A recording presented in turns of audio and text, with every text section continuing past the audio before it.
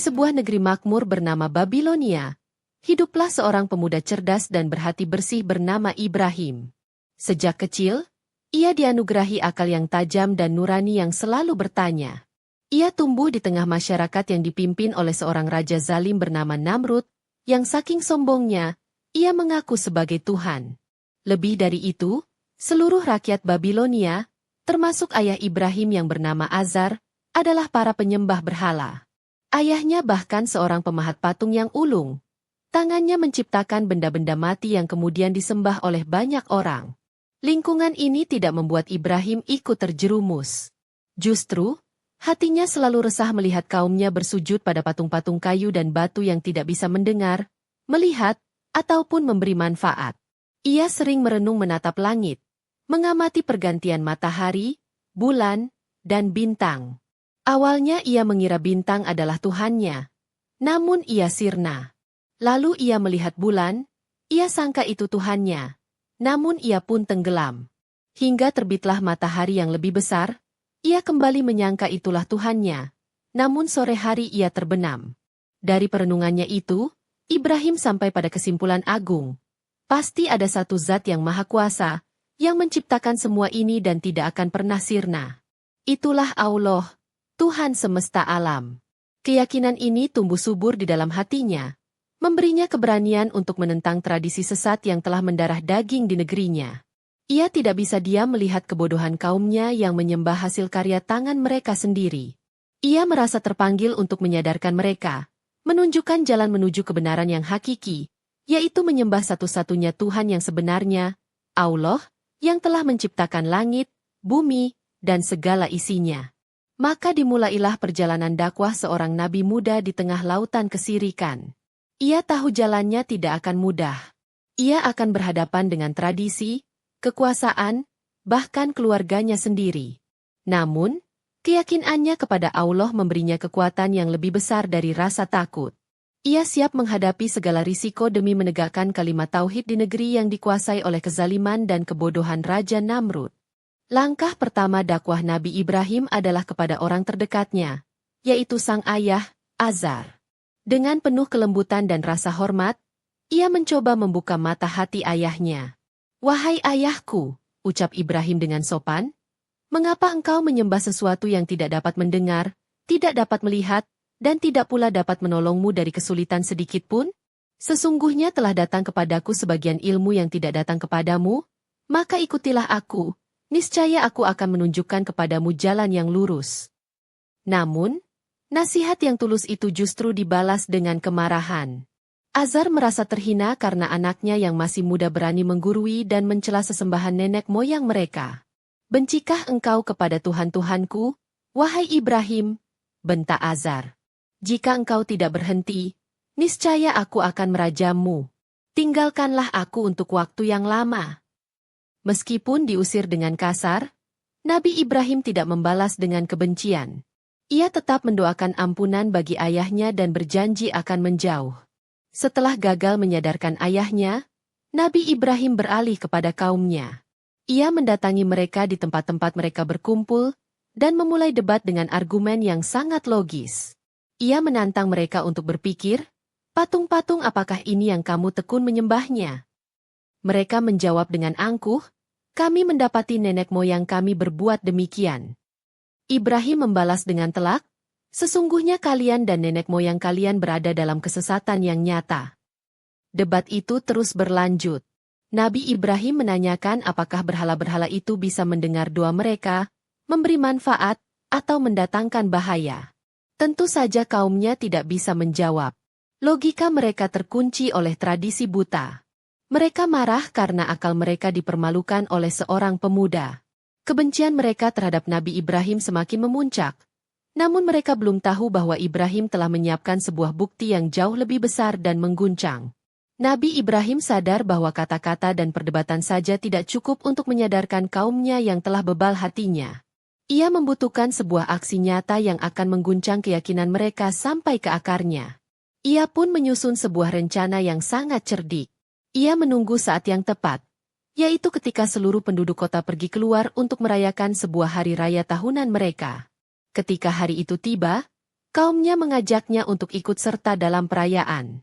Namun, Nabi Ibrahim menolak dengan sebuah alasan. Ia memandang ke arah bintang-bintang lalu berkata, "Sesungguhnya aku sedang sakit." Mereka pun percaya dan meninggalkannya sendirian di kota yang telah kosong melompong. Inilah kesempatan emas yang telah ia nantikan. Momen di mana ia bisa berhadapan langsung dengan Tuhan-Tuhan palsu itu, tanpa ada seorang pun yang menghalangi.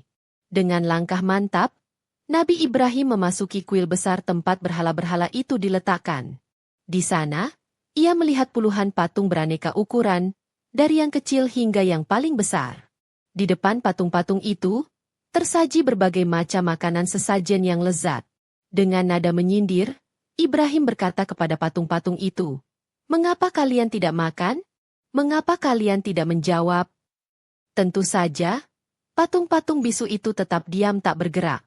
Setelah memastikan tidak ada jawaban, Nabi Ibrahim mengambil sebuah kapak yang besar dan kuat. Ia merasa inilah saatnya untuk menunjukkan betapa tidak berdayanya benda-benda yang mereka sembah itu. Rencananya bukan sekadar menghancurkan, tetapi juga meninggalkan sebuah pesan dan pertanyaan besar yang harus mereka jawab sendiri sekembalinya nanti. Dengan kapak di tangan, Nabi Ibrahim mulai melaksanakan rencananya. Ia menghampiri setiap patung kecil dan menghancurkannya, hingga menjadi berkeping-keping. Satu persatu berhala itu ia hancurkan, menyisakan puing-puing yang berserakan di lantai kuil. Ia lampiaskan kegelisahannya terhadap kesesatan kaumnya kepada benda-benda mati itu.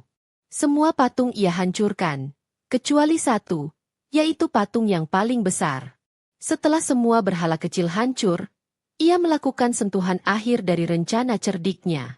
Ia menggantungkan kapak yang ia gunakan di leher berhala terbesar yang masih berdiri utuh. Ia sengaja melakukannya untuk menciptakan sebuah skenario yang akan menjebak kaumnya dalam logika mereka sendiri. Ia ingin mereka bertanya dan akhirnya menyadari sendiri betapa rapuhnya keyakinan yang selama ini mereka pegang teguh. Ketika penduduk Babilonia kembali dari perayaan mereka, mereka langsung menuju kuil untuk beribadah. Alangkah terkejutnya mereka saat mendapati Tuhan-Tuhan mereka telah hancur lebur. Kemarahan mereka meledak. "Siapakah yang telah berbuat keji terhadap Tuhan-Tuhan kami ini? Sungguh dia termasuk orang-orang yang zalim," teriak mereka. Sebagian dari mereka kemudian teringat, "Kami pernah mendengar seorang pemuda bernama Ibrahim yang sering mencela mereka." Tanpa pikir panjang, mereka segera menyeret Nabi Ibrahim untuk diinterogasi di hadapan semua orang. Dengan penuh percaya diri, mereka bertanya, "Apakah engkau yang melakukan perbuatan ini terhadap Tuhan-Tuhan kami, wahai Ibrahim?" Disinilah Nabi Ibrahim melancarkan jebakan logikanya. Dengan tenang ia menjawab, "Sebenarnya, patung yang besar itulah yang melakukannya. Coba tanyakan saja kepada mereka jika mereka bisa berbicara." Kaumnya pun terdiam. Mereka tertunduk malu dan berkata, "Engkau kan tahu bahwa berhala-berhala itu tidak dapat berbicara." Seketika itu, Nabi Ibrahim membalikan keadaan. "Kalau begitu, mengapa kalian menyembah sesuatu selain Allah yang tidak mampu memberi manfaat atau mudarat sedikit pun? Celakalah kalian dan apa yang kalian sembah." Mereka pun terbungkam, tak mampu menjawab kebenaran yang telak itu. Kebenaran yang disampaikan Nabi Ibrahim memang membungkam lidah kaumnya, tetapi tidak melunakkan hati mereka. Rasa malu karena kalah berdebat berubah menjadi amarah dan kebencian yang membara. Mereka tidak bisa menerima kenyataan bahwa keyakinan nenek moyang mereka adalah sebuah kesalahan. Alih-alih merenung, mereka justru mencari cara untuk melenyapkan sumber dari masalah ini, yaitu Nabi Ibrahim. Berita ini sampai ke telinga Raja Namrud. Sang raja yang angkuh merasa kekuasaannya terancam. Logika Ibrahim telah meruntuhkan dasar dari penyembahan berhala, yang merupakan pilar kekuasaan Namrud yang mengaku sebagai Tuhan. Jika rakyatnya sadar, maka posisinya akan hancur. Dalam kemarahannya yang memuncak, Namrud tidak lagi menggunakan akal sehat. Ia menjatuhkan hukuman paling keji yang bisa ia pikirkan, sebuah hukuman yang diharapkan bisa menjadi pelajaran bagi siapa saja yang berani menentangnya. "Bakarlah dia dan bantulah Tuhan-Tuhan kalian, jika kalian benar-benar mau bertindak," teriak Namrud di hadapan rakyatnya. Keputusan itu disambut sorak-sorai oleh kaum yang telah dibutakan oleh kebencian. Mereka segera bergotong royong untuk melaksanakan perintah raja mereka. Mereka mengumpulkan kayu bakar dari seluruh penjuru negeri selama berhari-hari, hingga terkumpul menjadi sebuah tumpukan yang sangat besar, laksana sebuah bukit kayu. Ini bukanlah sekadar eksekusi, melainkan sebuah pertunjukan kekuasaan yang mengerikan.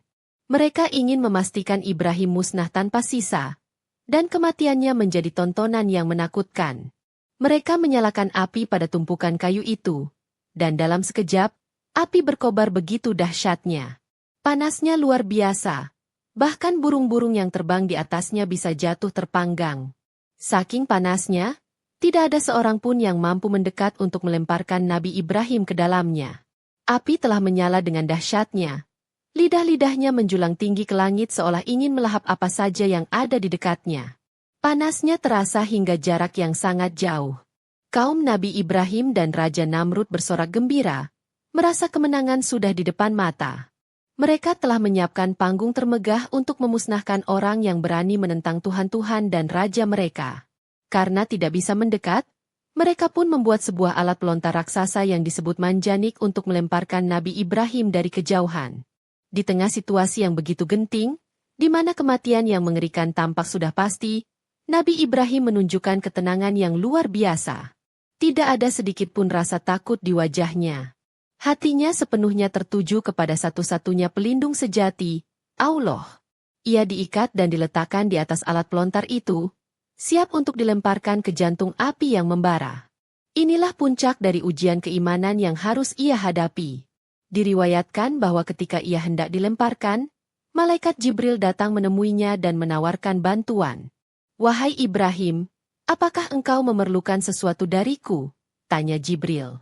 Namun, dengan keyakinan yang teguh, Nabi Ibrahim menjawab, "Kalau kepadamu, aku tidak butuh apa-apa. Aku hanya butuh pertolongan dari Allah." Jawaban ini menunjukkan tingkat tawakal atau kepasrahan yang tertinggi. Ia menyerahkan seluruh jiwa dan raganya kepada Tuhannya. Sesaat sebelum tubuhnya melayang di udara menuju kobaran api, dari lisan mulianya terucap sebuah doa yang singkat namun penuh dengan kekuatan iman. Ia berkata, "Hasbunallah wa ni'mal wakil," yang artinya, "Cukuplah Allah menjadi penolong kami, dan Allah adalah sebaik-baik pelindung." Doa ini adalah pernyataan total bahwa ia tidak bergantung pada kekuatan lain selain kekuatan Allah. Ia pasrah sepenuhnya pada takdir yang telah digariskan untuknya. Dengan pekik sorak-sorai dari kaumnya, Nabi Ibrahim pun dilontarkan dari manjani. Tubuhnya melayang di udara, lurus menuju pusat api yang paling panas dan paling dahsyat. Dari kacamata manusia, tidak ada harapan sama sekali.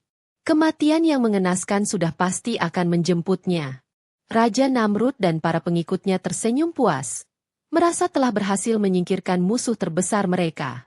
Namun, di saat itulah, kekuasaan yang sesungguhnya menunjukkan dirinya. Sebelum tubuh Nabi Ibrahim menyentuh api, Allah, Tuhan yang menciptakan api dan segala sifatnya, mengeluarkan perintahnya yang agung. Allah berfirman kepada api itu, "Yenru, kain bardan wasalman, al-Ibrahim," yang artinya, "Wahai api, jadilah engkau dingin dan menjadi keselamatan bagi Ibrahim." Perintah ini adalah sebuah mukjizat yang membalikan seluruh hukum alam. Seketika itu juga, api yang panas membara itu tunduk patuh pada perintah penciptanya. Sifatnya yang membakar seketika berubah. Api itu menjadi sejuk dan nyaman, laksana taman bunga di musim semi. Api itu hanya membakar tali temali yang mengikat tangan dan kaki Nabi Ibrahim, lalu membiarkannya mendarat dengan lembut di tengah-tengah kobaran api yang kini telah menjadi sebuah lingkungan yang aman dan damai. Selama berhari-hari, api itu terus menyala. Namun Nabi Ibrahim duduk dengan tenang di dalamnya tanpa terluka sedikitpun. Raja Namrud dan kaumnya yang menonton dari kejauhan hanya bisa melihat kobaran api yang besar. Mereka menunggu dengan tidak sabar hingga api itu padam, yakin bahwa Ibrahim telah menjadi abu. Namun, alangkah terkejutnya mereka ketika api mulai meredup. Dari tengah-tengah sisa bara api, muncullah Nabi Ibrahim berjalan keluar dengan tenang, tanpa ada bekas luka bakar sedikit pun di tubuhnya. Mukjizat agung itu telah terjadi di depan mata mereka semua, sebuah bukti nyata akan kekuasaan Allah dan kebenaran risalah nabinya. Kisah mukjizat api yang menjadi dingin bagi Nabi Ibrahim bukanlah sekadar cerita menakjubkan, melainkan sebuah lautan hikmah yang dalam. Pelajaran utamanya adalah tentang kekuatan tawakal, yaitu berserah diri sepenuhnya kepada Allah setelah melakukan ikhtiar maksimal. Nabi Ibrahim telah berdakwah dan berdebat, ikhtiar, dan ketika dihadapkan pada situasi di luar kendalinya, ia menyerahkan hasilnya total kepada Tuhannya. Kisah ini mengajarkan bahwa pertolongan Allah akan datang bagi hambanya yang beriman dan berani memperjuangkan kebenaran, bahkan dari arah yang paling tidak disangka-sangka sekalipun. Api yang seharusnya memusnahkan, justru tunduk pada perintah Allah untuk menjadi penyelamat. Ini adalah bukti mutlak bahwa seluruh makhluk dan hukum alam berada dalam genggaman kekuasaannya, dan tidak ada yang dapat mendatangkan bahaya jika Allah tidak menghendakinya. Demikianlah kisah ini diceritakan, segala kebenaran detailnya kita kembalikan kepada Allah, Tuhan pemilik kisah kehidupan.